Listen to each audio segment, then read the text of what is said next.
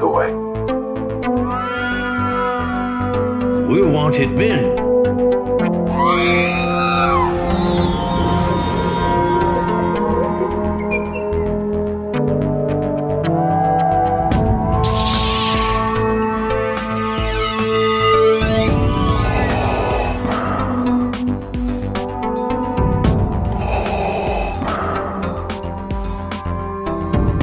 I have spoken.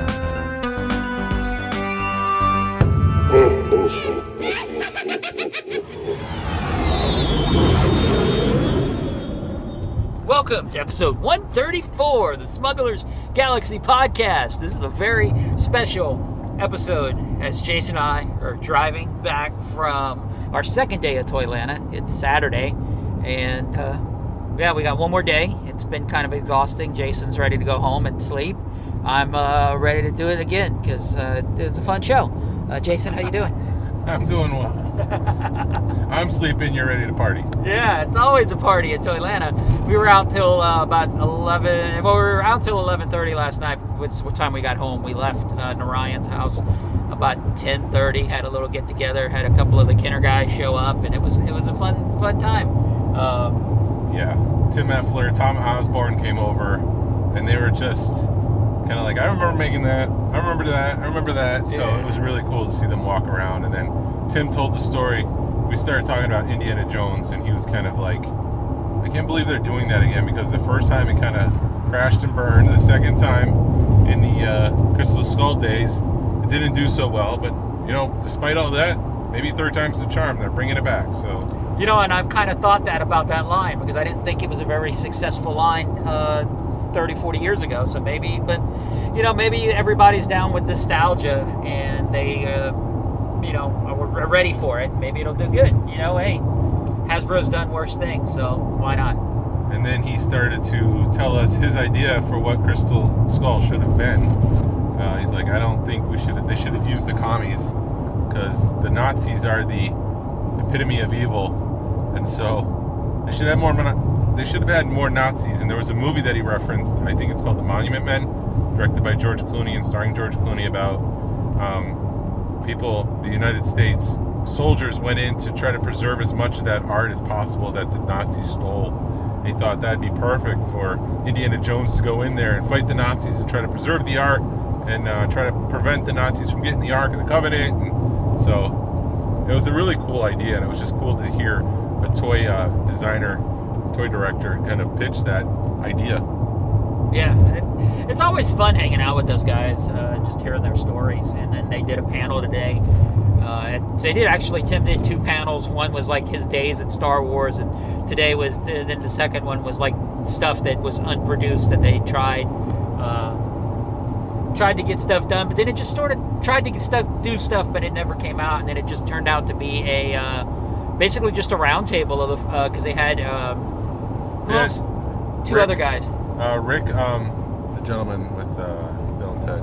Was it Rick? I thought so. Tim Effler, Tom Osborne, and Doug Miller, all Rick Watkins, maybe? Yes. Rick. All who worked at Kenner at different times, working on different lines. And they were telling stories about what it was like, things that they wanted to do. They said that Kenner was known for being the IP toy designer. So if you had an intellectual property, you would go to Kenner for them to do that. And Kenner wanted what Hasbro and Mattel had, which was their own intellectual property that they didn't need to license and pay people for to use. So that's why they tried to get like Mask.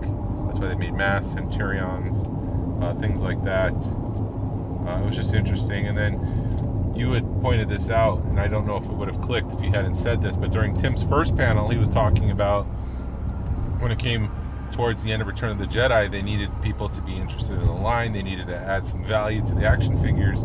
So he had pitched ideas of maybe little mini droids that can go with the action figures. Possibly environmental stands that you can put your action figures on, reasons to buy it again. The coins were part of that, and much to his surprise when he made the pitch, the coins were the thing that actually got approved by the department head. So he was surprised by that, and you leaned over and said repaints, Because that's exactly what they're doing now. They're not adding any value. They're just throwing new paint on action figures and saying, here's something new. And it's like, no, it's not new. But it's just interesting that Kenner was very clued in on, we need to add value, we need to add more, we need to give them reasons to buy this. Right, and now they're just repainting it. Tim also shared a story. His daughter had a playhouse, a tree house, and wow, that sucks. That's a brand new truck that just had rear-ended something. But anyway, his daughter had a tree house, and they used the coins to they nailed it into the tree for decorations. So I'm sure there were some valuable coins on that tree when they moved out. Yeah, I mean, it was worthless at the time. Right. But now it's worth hundreds of dollars per coin, so depending on the coin too. Yeah. So what were your thoughts on Toylanta? It was a new hotel this year. I thought it felt laid out the same as the old one, as in it was really cavernous. Is not the right term, but there was just, you turn a corner and there's more stuff, and you're like, oh man, it's back in this, tucked back in this room is more stuff, or tucked back in another corner is more stuff, and it just wasn't.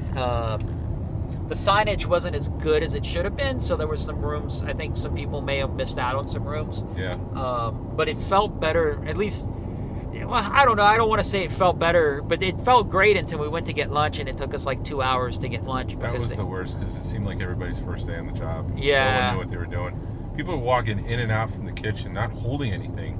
It's like, what are you doing? Why do you look so busy? Because you're not actually busy. Right. And we won't be eating lunch there tomorrow, if we even have time for lunch, because it's only from like 11 to 4. So maybe it's a big breakfast kind of day, and then early dinner. They stuck the Georgia Alliance of Star Wars collectors in a hallway, in a windowed hallway, so it's very, very hot. Our table was right next to originally Tim Effler's, which would have been cool, but if Tim's sitting there doing signings, he can't, because of fire code, he can't move his table out from the window. So they moved him, but it just, little things like that just adds to the disruption of what's going on. And I don't know, I know more than I probably should, so I'm gonna bite my lip. Yeah, but it was a fine show. The thing that I really struggle with is, so there used to be Toylanta, which turned into Toylanta.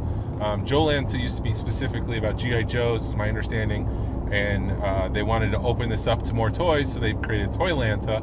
But then the Joe people got mad, so they decided to split Joylanta with Toylanta, so the Joe guys can go to their Joe Fest, Joylanta, and Star Wars guys, and Rock Lords guys, and Transformer guys, name your guy that's not G.I. Joe, they can go to Toylanta. But now you walk into that main room, and it's a lot of G.I. Joes, and it's like, why did they have two conventions now? What is going on? And then you go to the X-Wing room, right, which is supposed to be the wing of the hotel. They call it the X-Wing. It's kind of weak on Star Wars. I mean, you've got Atlanta Vintage Toys, who has a pretty big selection of Star Wars. Nerd U had a bunch of Star Wars, but all the other guys, it was just like, here's some Star Wars right on their booth. It wasn't as Star Wars heavy as it should have been, but I've seen more Star Wars. I saw more Star Wars there than I have in the past. They had a lot of, I thought, good deals on men on cards. They had a lot of men on card, like Return of the Jedi stuff, for about $100. Yeah. Even the Empire stuff was roaming around $200, which I thought was good deals. They had a guy with a bucket full of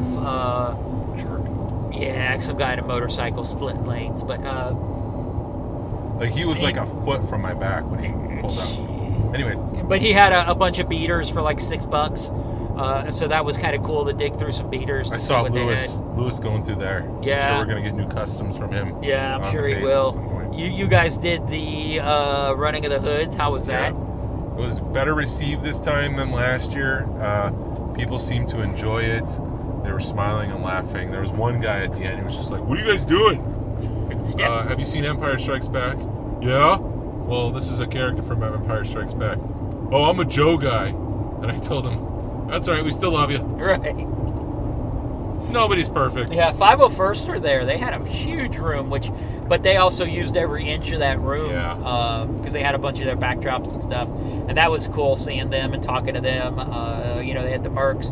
They had the Mercs, the 501st, the Rebel Legion, so they had a good representation. It was really good. Yeah, which is always cool seeing. Nothing brings a smile to your face like seeing some Mercs and some Stormtroopers and stuff. So that was cool. I thought they had a good selection of toys. A lot of modern stuff, well, actually, it wasn't that much. It didn't feel like Target exploded like it did in years past. So I'd say it was 90% vintage this year. I saw one action fleet, so there's no Micro Machines, no Star Wars Micro Machines, and very little Star Wars action fleet. There's no Micro Galaxy Squadron. A lot of Black Series, a lot of vintage collection, but that stuff was just sitting there. Yeah, they had a Thrawn, archive Thrawn I saw for $20, which, excuse me, this has been a long weekend. If you were going to get into it, $20 was a hell of a price point for that figure. Yeah, I thought about grabbing that to customize them. Yeah. But what else? They had the Mythic Legion 4 Horsemen. So that is the draw of the show, that everybody's going crazy for Mythic Legions. I really appreciate what they have done with their action figure line, with all the mythical, fantastical looking characters, a lot of them inspired by Masters of the Universe. And you look at these things and you just, why can't Hasbro do that with Star Wars? It's exciting, it's new, it's well sculpted. I think the price point is, like $40 for a basic figure. It's $30 for a basic, $40 for a little bit better, and like the deluxe is $50, and then they have like the horse, like a horse is like $50, and then like they have a centaur. I think that was in the $60 or $70 range. But you feel the value as you're holding these figures. It's not like Cobb Vanth where it's like, well, we just had a couple more paint applications and now it's a deluxe figure. Right, and you're paying. It looks like a deluxe figure. I can't. Well, I actually popped my Mythic Legion cherry this weekend and blew my load, or blew my PG. Sorry, I'm in Jason's car, but my budget was blown on Mythic Legion stuff. I think I picked up either 4 or 5 figures, and I'm pretty excited to get them home, open them up, and see what all they have, because they all have. They've got pauldrons you can add to them, alternative heads, a couple of different weapons. I don't think they have the hands, but like normally on a normal figure, it's hard to get everything to turn right, but everything's turning right. The articulation's right. The paint application's beautiful. They stand on their own. It just little things like them standing on their own without you having to really work it, and you can do a really awesome pose with them, and they still hold their stance. I was insanely impressed with those figures. And like the 4 Horsemen guy, I don't remember their names. The guy who runs their Facebook group, I want to say his name's Warren or Wade or something. It starts with a W. I suck with names. And he was awesome. We spent about an hour talking, and they've got like the owner of the company's there selling toys. What other toy company is going to have the owner and the CEO and like the main guys there selling toys? There's not one. It's a labor of love, and you can feel the love in the toy. You feel the love for all the fans, and I have to say that I'm very impressed with Mythic Legions. And when I was at PowerCon back in August, seeing the people line up and thinking to myself that all these people are coming into the con, and they just kind of divert, make a left, and they go straight to Mythic Legions. It's like, wow, there's something special there. Yeah, well, what they do is like Mythic Legions I guess they have a warehouse full of stuff, so they bring stuff out that you normally can't find. That's not available online. It may have been sold out. And what's awesome is like on the people, the VIPs and stuff, you can preview, you can look, you can talk to them all you want, but they're like, we have a line of people outside waiting for till 10 o'clock to get in here, and I'm not selling anything to you. You can go. You're welcome, more than welcome to go wait in the line. I mean, we'll talk all you want, but you're not buying anything until you got 2 options: you either get in line or you wait for the line to dissipate. and then you can buy something. So I've got to give them props for that. It is, as a, being able to get in there early, it sucks, but I got to give them mad props for it because they're putting their fans first. I know throughout the day they put out a couple of extra figures, and but they'll have like a case of figures that's 24, and they're like this figure, and each day they're bringing out a different case, so it gives people a reason. So like Friday night they had a certain number of things that they were going to sell on Friday night, and then once they were gone for Friday night, they weren't going to sell anymore. And then this morning they brought out more, and then like in the middle of the day, I think after their panel, they brought out 3 or 4 or 5 extra figures, and then like tomorrow morning they're going to bring out more figures. So I got to give them props, and they actually have a cosmic line coming out, because I was talking to the guy and I'm like, nothing was really catching my eye until I made one purchase, and then the dam was broken, and then he's like, what are you into? I'm like, I'm into Star Wars. He goes, well, we have this line over here, and it's all their space figures with Cosmic Legions, and I'm just like, oh my God, where are these? And they're like, they'll be out in, they're just now shipping or getting ready to ship. And I'm like, son of a biscuit eater, I want these figures. This is where I want to spend my money. But I'm into He-Man too, so I was able to, they had some really cool, they had like a skeleton that I got, and then they had a Battle Cat figure, which was like a male Battle Cat, which was awesome. I got that one this morning, and then they had like a bullhead, and then they had a Hordor, whatever. They had a figure based on that, so I picked up some that are based on He-Man, and then just some cool looking badass figures that I can't wait to play with tonight when I get home. And like I said, I think the posability and the playability on those are pretty awesome, because I know with the He-Man stuff I got, you're posing them and you've got to be real careful because they fall real easy. These don't seem like they'll do that. They seem like they're really going to hold their pose, and they had one figure that the guy's like, you need to hold this, and it probably weighs 2 pounds. And he's like, this is a $60 figure when it was released. And you're just like, how are you guys releasing this figure for $60? I mean, it was a 6-inch figure, and it was probably another 6 inches in circumference or something stupid like that. I mean, it was just huge, and it's $60. So, I mean, Mythic Legions, you 4 Horsemen, you guys are I think you're gonna count. If you hadn't seen them, you got to look into them, because I really think that's where the toy business is going. And you do see there's a lot more. There's some more like start-up companies that are doing what they're doing, that are just direct selling their stuff, doing GoFundMe, crowdfunded things, and they don't look as good. I've seen them. They had a couple of, I think Pixel Dan had one company that he was showing, and I wasn't happy with it. Our buddy, guy with the book, Rich,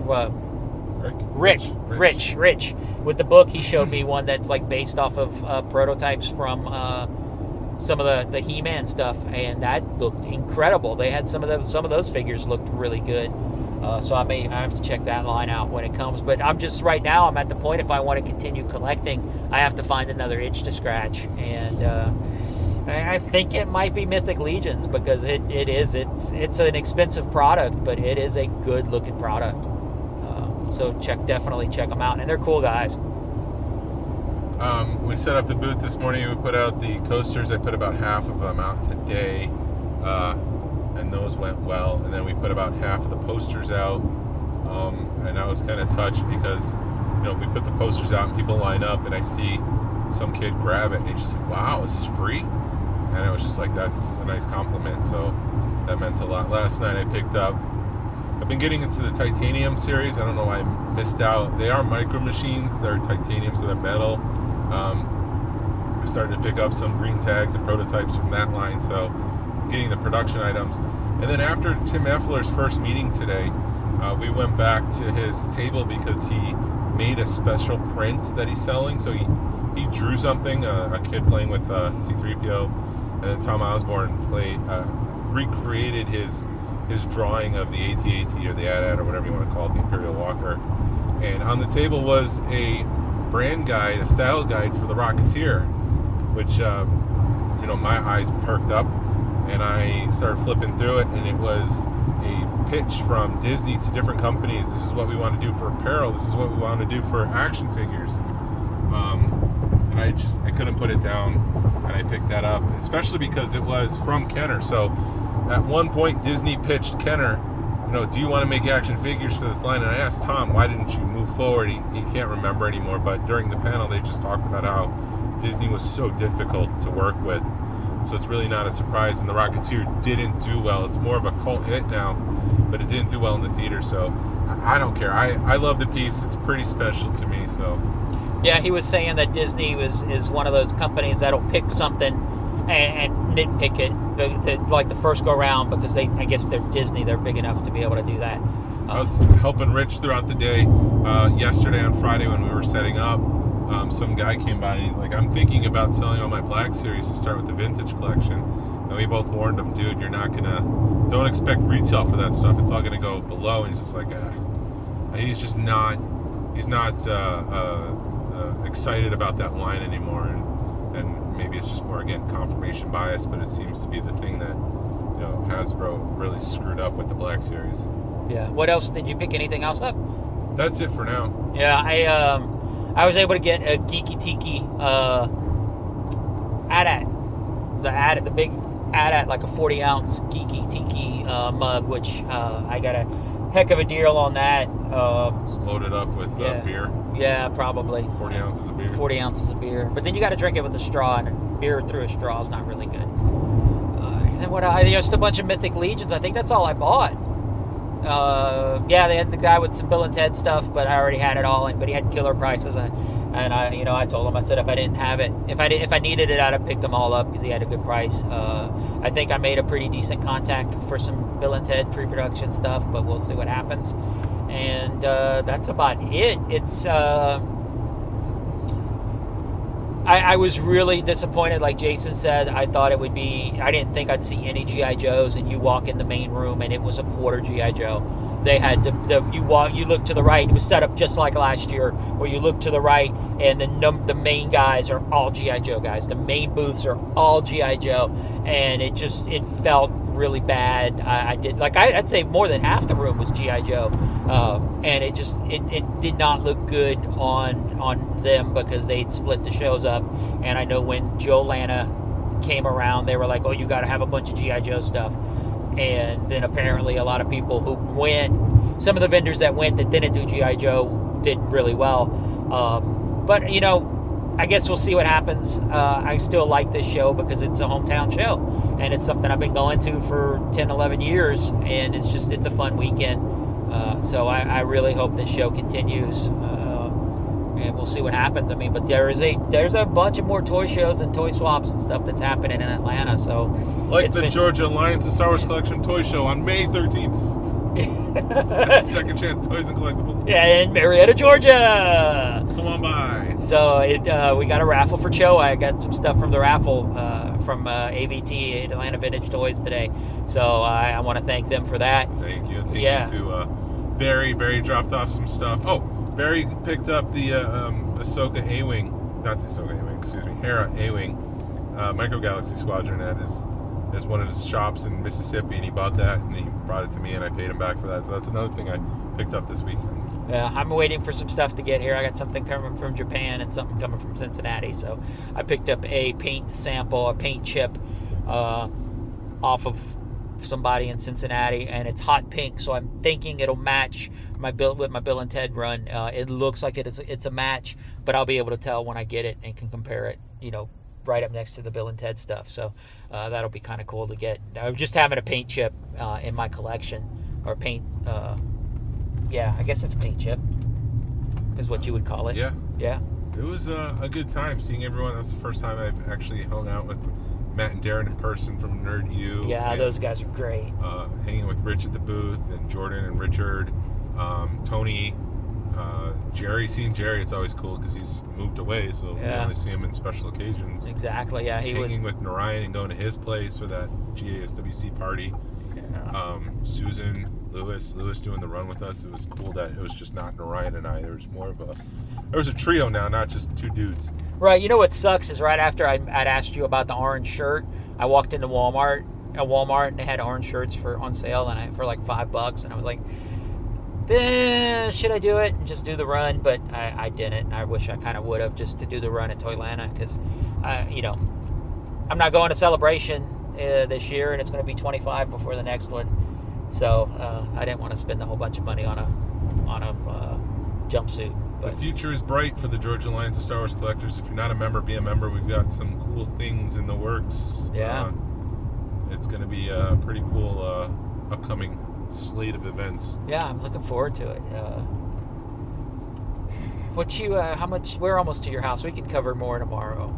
Oh, okay. Well, or whatever, because then we got like Mandalorian talk. Unless you want to talk about, just do Mandalorian in a couple of weeks, because you're out of town next week. You guys can talk about it next week. Oh, so do you want to record tomorrow? Because if so, then we can wrap it up now, or we can talk tomorrow. Let's just wrap it up now, and then if we want to talk tomorrow, we'll talk tomorrow too. Okay.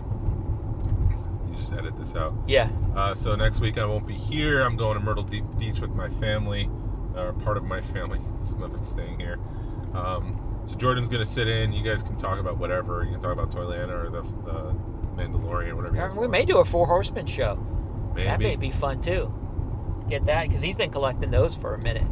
Maybe. That may be fun to talk about with him. I guess it'd be Smuggler's Fair. The Smugglers Mutineers. Something like that. Yeah, because he's on a podcast called the Mickey Mutineers. We've never plugged his podcast. We always plug his YouTube channel. But Mickey Mutineers, if you guys are into Disney stuff, it's definitely I use the term lovingly, a lowbrow Disney podcast, but in a good way. Yeah. Yeah. So if you like cursing and Disney, that's the podcast to listen to. Drinking, yeah. It's three guys, and they talk about Disney and just give their honest opinion about it, and it's a good little podcast. Well, in case this is the end, thank you for listening to the Smugglers Galaxy podcast. If you could, please leave a like and a 5-star review of the show anywhere you listen. If it's allowed, it really helps us out, and it helps people find our show. You can find us on Facebook, Instagram, Twitter, and YouTube. Our email address is smugglersgalaxy@gmail.com. Feel free to message us. We always love to make you part of the show. We love hearing from you. I just lost it. I'm doing this by memory because Levi Waterhouse for the thank you, Levi. You do it. Thank you to Levi Waterhouse for the Smugglers Galaxy music. I saw your dad. Actually, I saw you today too, because you walked right by, and I saw John. I saw his dad at Toylanta today. Well, it's nice to see John for a minute. And to Alfonso Riviera, right? Right, I got it right. Alfonso Riviera for the Smugglers Galaxy logo. Hasbro, re-release, VC66, or hey, the Four Horsemen, do a version of Salacious Scrum. That, Jason, you could pop Jason's cherry, so he'd love that.